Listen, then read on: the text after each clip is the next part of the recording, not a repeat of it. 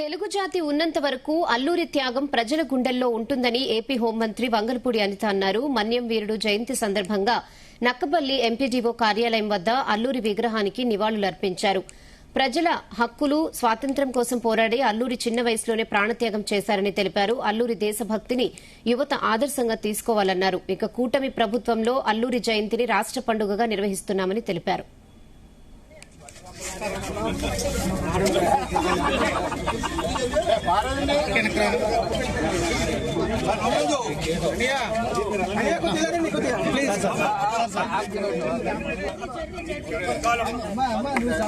చూడండి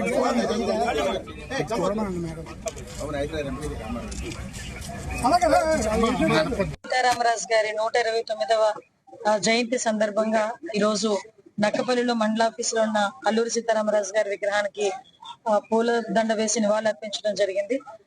అల్లూరి సీతారామరాజు గారు అనేసరికి ఒక మన్యం వీరుడు, ఒక ధైర్యానికి, అదేవిధంగా ఒక సాహసానికి కూడా ప్రతీకగా నిలిచి ప్రతి ఒక్కరి గుండెల్లోని కూడా చిరస్థాయిగా నిలిచిపోయి ఒక పోరాట యోధుడు మనకు గుర్తొస్తారు. అటువంటి వ్యక్తి మన చుట్టుపక్కల గ్రామాల్లో, మన నర్సీపట్నము, కేడీపేట, తుని, కాకినాడ ఈ పరిసర ప్రాంతాల్లో మన మధ్యలో ఉండి ఇంతకు ముందు స్వతంత్రోద్యమంలో పాల్గొన్న వ్యక్తిగా, అదేవిధంగా అతను స్ఫూర్తి తీసుకొని నిజంగా ఎంతో మంది స్వతంత్ర సమరయోధులు కూడా బయటికి రావడం కూడా జరిగింది.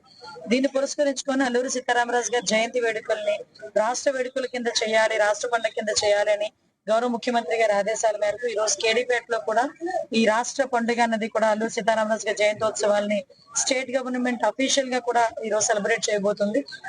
యాక్చువల్ గా ఈ అల్లూరి సీతారామరాజు గారు జయంతిని రాష్ట్ర పండుగగా చేయడానికి గాని ఒక స్టేట్ ఫెస్టివల్ చేసింది కూడా మన ఎన్డీఏ కూటమి గవర్నమెంట్, ముఖ్యంగా మన మన సీఎం చంద్రబాబు నాయుడు గారు. ఈ రోజు అల్లూరి సీతారామరాజు గారి స్ఫూర్తి చాలా మంది యువకుల్లోని ఈ రోజు ఒక స్ఫూర్తిదాయకంగా ఉండే పరిస్థితి కనిపిస్తా ఉంది. ఎందుకంటే ఆయన చేసిన పోరాటం గాని, ఆయన చేసిన త్యాగం గాని, ఈ తెలుగు జాతి ఉన్నంత వరకు అల్లూరి సీతారామరాజు గారి త్యాగం ప్రతి ఒక్కరి గుండెల్లోనే ఉంటుంది.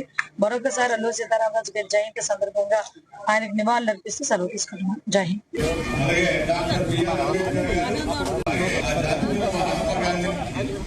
మన వెదగా శ్రీనివాసరావు గారు కుటుంబం ఏర్పాటు చేశారు. అలాగే డాక్టర్ బిఆర్ అంబేద్కర్ విగ్రహాన్ని